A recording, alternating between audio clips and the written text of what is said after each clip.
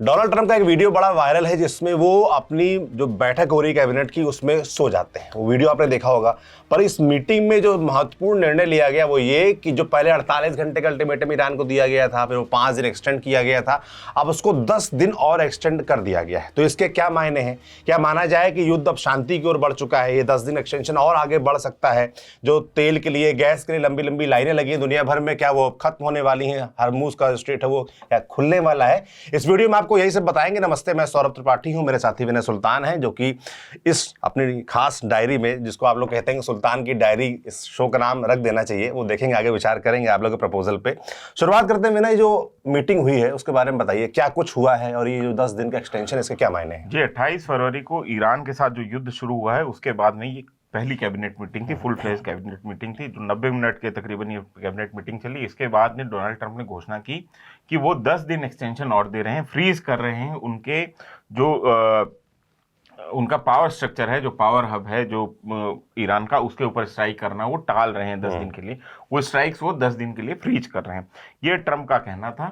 और ट्रंप ने ये कहा कि अब जो है वो उन्होंने अगली डेडलाइन जो दी वो 6 अप्रैल को 2026 8 PM, मतलब 8 बजे शाम के ईस्टर्न टाइम, मतलब ईरान का जो टाइम है उसके हिसाब से शाम को 8 बजे के बाद ये म्याद खत्म हो जाएगी।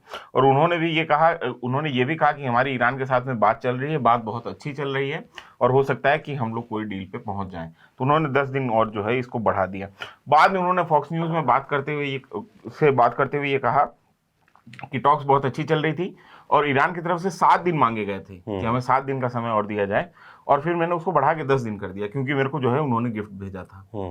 इस वजह से मैंने गिफ्ट को लेकर बड़ा मतलब चर्चा है। वो गिफ्ट क्या था? कल इस समय देख रहा था कि लोग कह रहे थे कि वो 10 ऑयल टैंकर भेजे हैं। जी, उन्होंने और पाकिस्तान के झंडे लगे थे, ऐसा कुछ है? जी, उन्होंने कंफर्म किया कि 10 ऑयल टैंकर जो है ईरान ने स्ट्रेट ऑफ हॉर्मुज से निकाल के उनको भेजे हैं, जिसके ऊपर पाकिस्तानी झंडे लगे हुए थे, और वो पहुंच गए हैं अमेरिका। और उस गिफ्ट के मद्देनजर जो है वो उसको 3 दिन अमेरिका को तेल की क्या कमी? वो तो कहते सबसे ज्यादा तेल हमारे पास है, सबसे ज्यादा गैस हमारे पास, हमें किसी की जरूरत नहीं है, हरमुज से हमें कोई दिक्कत नहीं, तो तेल को गिफ्ट के तौर पे क्यों ले रहे हैं? यहाँ पे आपका बहुत सवाल वाजिब है, लेकिन मैं ये बात कह रहा हूँ कि अमेरिका को युद्ध करने की भी क्या जरूरत थी? तो वो बात है, मतलब अब उसमें अब यहाँ पे क्या, इसको मैं किस तरीके से समझूं कि ये बच्चे जैसी बात कर रहा है कि मतलब ये जो आदमी जो कि USA का राष्ट्रपति है, उनको इस किस्म की बातें करनी चाहिए। और उसके अलावा उन्होंने और बात कही, मतलब मिलिट्री का जो हमारा शेड्यूल से ज़्यादा हम अहेड ऑफ शेड्यूल हैं मिलिट्री अपने उसमें की हमारे जो ऑब्जेक्टिव्स थे उनको अचीव करने में हम शेड्यूल से आगे जा रहे हैं। अच्छा। और मतलब बहुत ज़्यादा way ahead than the schedule. और उन्होंने ये बोला कि ईरानी जो है वो लाउजी फाइटर्स हैं, मतलब लेकिन बढ़िया नेगोशिएटर्स हैं। अच्छा। उन्होंने ये कहा कि अच्छे, they are lousy fighters and great negotiator. और मिलिट्री और एयरफोर्स को हमने पूरी तरीके से वाइप आउट कर दिया है और उनका 90% मिसाइल आर्सेनल जो है उसको भी हमने खत्म कर दिया है। तो अब ईरान के पास में कोई ऑप्शन नहीं है। और वो उन्होंने फिर एक वो जुमला इस्तेमाल किया कि they are begging for deal और ये सारी बातें। पर ईरान तो, जैसे कल हमने जो लास्ट वीडियो किया था, दर्शकों को याद होगा, उसमें तो आपने साफ तौर पर कहा कि ईरान ने इनकार कर दिया है, कोई बात ही नहीं चल रही है। यार सौरभ, बड़ी अजीब स्थिति ये है कि एक पक्ष ये कह रहा है कि हम डील ही नहीं करना चाह रहे हैं, दूसरा पक्ष ये कह रहा है कि वो तो डील करना चाह रहे हैं, तो बार बार हमको आके कह रहे हैं। ये क्या मसला है कि मतलब, और वो भी एक ऐसा आदमी जो कि इस पूरे के पूरे दुनिया में ऐसा माना जाता है कि जो सबसे मजबूत देश है, सबसे बड़ा देश है, सबसे बड़ी इकोनॉमी है, सबसे बड़ी मिलिट्री माइट है, उसका राष्ट्रपति जो है इस किस्म की बातें कर रहा है कि मेरे को 10 टैंकर भेज दिए इसलिए मैंने 3 दिन और बढ़ा दिए, तुम 7 नहीं तुम 10 दिन ले लो टाइप वाला। ये क्या एटीट्यूड है? मतलब किस तरीके से ये आदमी बात कर रहा है। इस बीच में अब्बास अरगची जो है ईरान के विदेश मंत्री, उनकी तरफ से बयान आया है कि पाकिस्तान और दूसरे मीडिएटरी जो नेशंस हैं उनके जरिए हमारे पास संदेश आ रहे हैं, हम भी संदेश भेज रहे हैं अपनी तरफ से, लेकिन इसको हम नेगोशिएशन कंसीडर नहीं करते। तो उन्होंने ये तो कंफर्म किया कि इंटरमीडिएटरीज के जरिए जो दूसरे देश हैं, जिसमें इजिप्ट है, पाकिस्तान है और भी अन्य देश हैं, कतर है, UAE वगैरह है, उनके जरिए इनके पास में संदेश तो आ रहे हैं और ये भी अपनी तरफ से अपना प्रपोजल भेज रहे हैं। लेकिन आप हमेशा समझिए कि ऐसे युद्ध जैसी स्थिति में एक जो साइड जो कि मजबूत स्थिति में होता है वो हमेशा नेगोशिएशन को डिक्टेट करता है कि ये नेगोशिएशन होगा, ये तो यहाँ कौन कर रहा है? यहाँ दोनों पक्ष कर रहे हैं, क्योंकि दोनों विजेता मान रहे हैं, खुद को विजेता मान ही रहे हैं।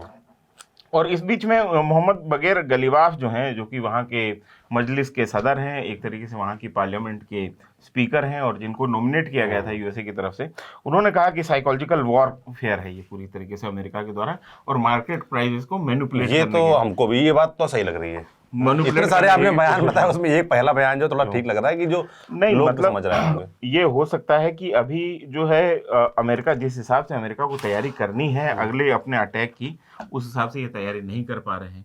या दूसरा इसकी एक थ्योरी ये हो सकती है कि ये इजराइल को टाइम देना चाह रहे हैं। आपको याद होगा कि पिछली भी जो अमेरिका ने स्ट्राइक की थी उसके बाद 24 घंटे का टाइम उन्होंने इजराइल को दिया था कि आपके जो आपके टारगेट्स हैं उनको आप हिट कर लीजिए, 24 घंटे बाद में हम सीज फायर डिक्लेयर कर देंगे। सीज फायर हो जाएगा डिक्लेयर करते समय उन्होंने कहा था। और यही स्थिति ये है कि ये 10 दिन का शायद हो सकता है इजराइल को टाइम देना चाह रहे हैं। एक मेरा सवाल आपसे और, तो मुझे कंफ्यूजन थोड़ा सा हो रहा है, ये 7 दिन जो अल्टीमेटम था जो बढ़ाया गया था वो 7 से 10 हुआ है कि 10 एक्स्ट्रा दिन हुए? 10 एक्स्ट्रा दिन हो, 10 एक्स्ट्रा दिन जोड़े गए हैं। तो 6 तारीख की मियाद आ गई है। अच्छा, तो अब जैसे हम लोग लगातार ये बात कर रहे थे कि जो 7 दिन का एक्स्ट्रा टाइम लिया है, इसको लेकर ईरान आशंकित है कि कहीं यूएस तैयारी तो नहीं कर रहा है कुछ और बड़ा करने का। जो हम लोग बात कर रहे थे कुछ आइलैंड्स पे कब्जे की बात हो रही है कि उसकी तैयारी तो नहीं। अब ये 10 दिन एक्सटेंशन क्या और कुछ बड़ी तैयारी हो रही है? हमने कल बात की थी सौरभ की, एक तो बाब मंदाब जो है जो कि पूरा का पूरा रेड सी को एक तरीके से ओवरसी करता है, रेड सी को का चौक पॉइंट है और गल्फ ऑफ एडन का, तो वहाँ पे जो है हुतीज बैठे हुए हैं। और कल ईरान की तरफ से ये धमकी दी गई थी जिसको हुतीज ने भी कंफर्म किया था कि हम जो है इसको चोक कर देंगे अगर ग्राउंड इन्वेजन जैसी स्थिति आती है ईरान पर, तो उसका मतलब है कि पूरी दुनिया का व्यापार रुक जाएगा। तो ये बड़ी धमकी थी जिसका प्रेशर पॉइंट जो है अमेरिका पे पड़ते हुए दिख रहा है। कल आपको एक बात और ध्यान रखनी चाहिए कि कल जो है इस पूरे साल में वॉल स्ट्रीट का सबसे ब्लडिएस्ट डे था। अच्छा, सबसे ज्यादा गिरावट मार्केट में कल हुई है, बावजूद इसके कि जो ट्रम्प कह रहे हैं कि हमारी इतनी बात चल रही है उतनी बात चल रही है और ये हो गया, और वो मर्सी के लिए और डील के लिए बेगिंग कर रहे हैं, हमारे सामने भीख मांग रहे हैं कि हमको कोई डील दे दीजिए, और हमको 10 ऑयल टैंकर भी उन्होंने भेजे और तमाम सारी बातें जो हैं कहने के बावजूद जो है वॉल स्ट्रीट उनकी बातों पर एतबार नहीं कर रहा है। तो इंसान तो वहां भी रहते हैं ना, जब बाकी दुनिया नहीं भरोसा कर पा रही है तो वहां के लोग कैसे कर रहे हैं? इजरायली नहीं कर पा रहे हैं उनकी बातों पे भरोसा। अगर आप बोल रहे थे कि इजराइल आशंकित है कि कहीं युद्ध से एकदम से निकल ना जाए, जो आप कह रहे थे कि 48 घंटे बचे तो उसमें और गोलाबारी कर रहा है, वो उनकी तरफ से जारी है। जब हम इसके ऊपर जब बात करेंगे लगातार किस तरीके से, और इस बीच में आरोप कई जगहों पे ये लग रहे हैं कि ट्रम्प के ऊपर इनसाइडर ट्रेडिंग का आरोप लग रहे हैं कि वो ऐसे बयान दे के ऑयल के प्राइसेस ऊपर नीचे कर रहे हैं और उससे मुनाफा कमा रहे हैं। तो ये बात चल रही है, उसके ऊपर भी हम डिटेल में बात करेंगे अगले वीडियो में कि किस तरह ये सारा खेल हो रहा है और क्या आरोप ट्रम्प के ऊपर लग रहे हैं और क्यों ये सारे बयान दे रहे हैं। अगर वो उस पस मंजर में, उस कॉन्टेक्स्ट में, उस बैकग्राउंड में हम सारी चीजें देखते हैं तो हमारे सामने कुछ और ही हकीकत खुलती हुई दिखाई दे रही है। लास्ट कमेंट मैं आपका चाहूंगा इस पे कि क्या लगता है ये जो 10 दिन का एक्सटेंशन है इसको लोग, भारत के लोग किस तरीके से देखें? क्या मतलब शांति आने वाली है? जो अफरा तफरी मची हुई है, जो दिख रहा है कि हमारे यहाँ लाइनें लगी हुई है सिलेंडर गैस सब चीज़ों के लिए, क्या वो चीज़ें ठीक होने वाली हैं? इसको इस तरीके से देखें या ये देखें कि अभी कुछ भी तय नहीं है, अभी बरकरार है युद्ध और युद्ध चलेगा? या मतलब मैं थोड़ा सा एक उस तरीके से समझाना चाहता हूँ कि एक बार क्या हुआ कि बचपन में मेरा 20-20 का मैच लगा हुआ था, है ना। अब आखिरी ओवर में जो है 20-20 ओवर का कि 20-20 रुपए का मैच बचपन में, 30 से 20 रुपए का ही मैच। अब जनता माफ करे कि नहीं कमेंट में बताएगी। तो मैच लगा हुआ था, तो सामने वाली जो टीम थी उसको आखिरी ओवर में 3 रन चाहिए थे, तो हम लड़ लिए। मैं अपना बल्ला वल्ला लेके घर चला आया, तो मैच कंप्लीट ही नहीं हुआ और मेरे पैसे बच गए। तो ये स्थिति हो रही है, सट्टे वाली नहीं, मगर ये जो इनकी ये हरकतें ना गुंडाई वाली पता है, अभी भी जारी है इनकी। तो ये स्थिति है। अभी अमेरिका जिस तरीके से खुद को विजेता डिक्लेयर कर रहा है वो वही स्थिति है कि अब आखिरी मैच में 1 ओवर में 3 रन चाहिए ईरान को, और वैसी स्थिति में अमेरिका जो है अपना विकेट लेके चला गया कि हम खेलेंगे ही नहीं टाइप में, हम जीत गए। बढ़िया, ये बढ़िया था। तो ये स्थिति अभी जो 10 दिन का एक्सटेंशन, पहले 5 दिन का एक्सटेंशन, फिर 48 घंटे की डेडलाइन जो है। लेकिन इसमें आपको ये भी समझना पड़ेगा कि आउटराइटली जैसा ईरान बोल रहा है कि कोई बातचीत नहीं चल रही, कोई नेगोशिएशन नहीं चल रहा है, वो भी सही नहीं है। इंटरमीडिएटरीज के जरिए नेगोशिएशन करने की कोशिश की जा रही है, लेकिन ईरान सबसे बड़ा ईरान की 2 जो सबसे बड़ी शर्तें मेरे को समझ में आती हैं वो ये शर्तें हैं कि एक तो उनको स्ट्रेट ऑफ हॉर्मुज का कंट्रोल दिया जाए, दूसरा उनका कंपनसेशन दिया जाए, और तीसरा उनके ऊपर ये उनको एश्योरेंस दिया जाए आगे हमला नहीं होगा। हाँ, कि उनके ऊपर आगे हमला नहीं होगा। तो ये जब तक पूरा नहीं होता, इसको अगर टिक मार्क नहीं होंगे तब तक ईरान जो है नेगोशिएशन। और यूएस की शर्तें जो है वो तो खतरनाक है ही है, वो चाहते हैं पूरा न्यूक्लियर जो है हमारी निगरानी में हो, आपका जो आप कर रहे हैं पहले ही तैयार थे। हाँ, ईरानीज पहले ही तैयार थे कि हम जो है अपने न्यूक्लियर जो हथियार बनाने के प्रोग्राम्स हैं उनको नहीं आगे बढ़ाएंगे, हम न्यूक्लियर हथियार नहीं बनाएंगे। ये उन्होंने इस युद्ध के शुरू होने से पहले ही कर दिया था। तो 9 दिन चले, 2.5 कोस, अब 1 महीने की लड़ाई लड़ने के बाद में वहीं पहुंच रहे हैं जो ईरान पहले ही दिन से तैयार था कि हम नहीं बनाएंगे हथियार, हम ठीक है, हम इसको नहीं जो है इनरिच करेंगे यूरेनियम को उस लेवल पे कि वो वेपन ग्रेड का जो है यूरेनियम हम बना लें। तो उसके लिए तैयार थे वो लोग पहले, और हैंड ओवर करने के लिए भी तैयार थे कि ये जो हमारे पास में जो एनरिच्ड है, जो कि वेपन ग्रेड का यूरेनियम है, उसको हम हैंड ओवर भी कर देंगे इंटरनेशनल एटॉमिक एनर्जी एजेंसी जो है उसको। लेकिन ये तो बात, अब जो शर्तें आप अब मनवाना चाह रहे हैं नेगोशिएशन के टेबल पे, वो तो युद्ध शुरू होने से पहले ईरान मान चुका था। अब ईरान की तरफ से ये कि आप मेरे को जितना हमारा नुकसान हुआ उसका हर्जाना दीजिए।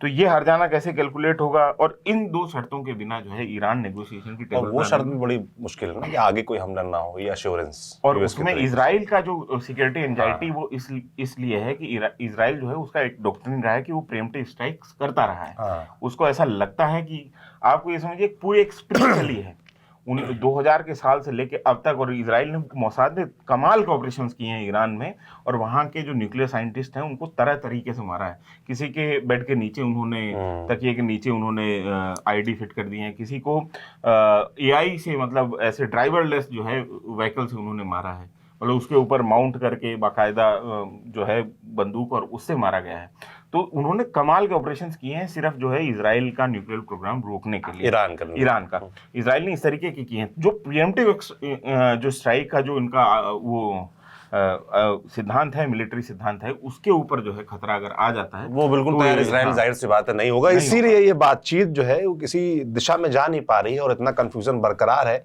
पर जो दिन बढ़ रहे हैं उसके क्या मायने हैं, उसका क्या असर हो सकता है, इसके बारे में इस वीडियो में हमने बात की। एक अलग वीडियो भी बनाएंगे जिसमें पिछले 24 घंटों में जो भी वॉर अपडेट्स हैं, डिप्लोमेसी लेवल पे जो अपडेट्स हैं, वो आपको उस पर बताएंगे। बाकी आपका क्या सोचना है, ये जो पूरी ट्रम्प का बयानबाजी है, जो उनकी कैबिनेट मीटिंग है, जो उनका फैसला है 10 दिन के एक्सटेंशन, उसके बारे में कमेंट बॉक्स में लिखकर जरूर बताएं। हम नजर बनाए हुए युद्ध पर, लगातार अपडेट्स आप तक पहुंचा रहे हैं। आप न्यूज़ पिंच देखते रहिए। मैं सौरभ त्रिपाठी, मेरे संतान, मेरे साथी कैमरे के पीछे ऋषि हैं। शुक्रिया।